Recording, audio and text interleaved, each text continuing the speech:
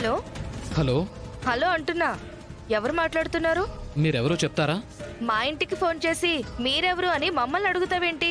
అసలు నువ్వెవరు, నీకెవరు కావాలి? నాకు కావలసిన వాళ్ళు అంది అందనట్టు దొరికి వెళ్ళిపోతారులే. హ? వీడెవడో తిక్కులోళ్ళ ఉన్నాడే. రాంగ్ నెంబర్ అనుకుంటా. నేను ఫోన్ పెట్టేస్తున్నా. హలో హలో హలో హలో, చాలా ముఖ్యమైన విషయం చెప్పడానికి ఫోన్ చేశాను. అర్జెంటుగా మాట్లాడాలి. నాతోనా? మీరెవరో తెలియకుండా నేనెలా చెప్తాను?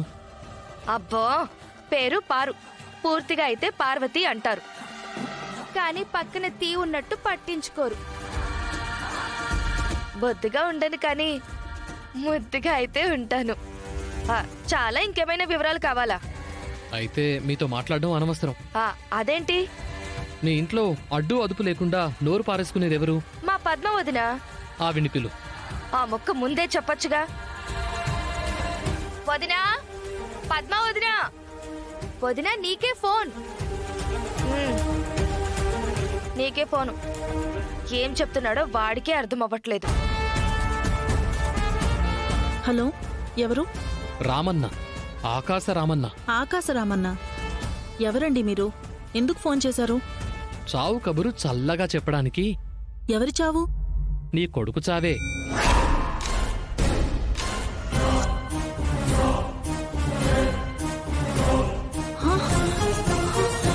నా కొడుకు చనిపోయాడా?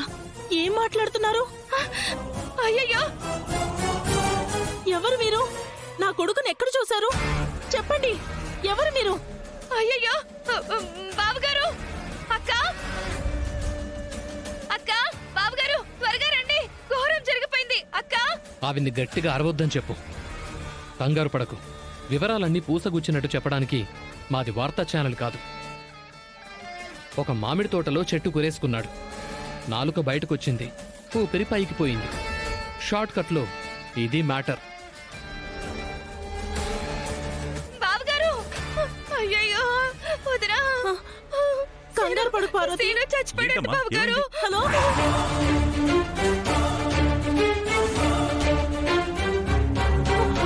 అన్నయ్య, నా కొడుకు ఊరేసుకుని చచ్చిపోయాడంటన్నయ్య. పద్మ, ఎవరు చెప్పారు నీకు? నీకు ఫోన్ చేసింది ఎవరు? రామన్న చెప్పాడు వదినా. ఇంకా నాకు నా కొడుకు లేడంట. రామన్న? రామన్న అంటే ఎవరు? ఏ రామన్న? ఆకాశ రామన్న అన్నాడు అన్నయ్య.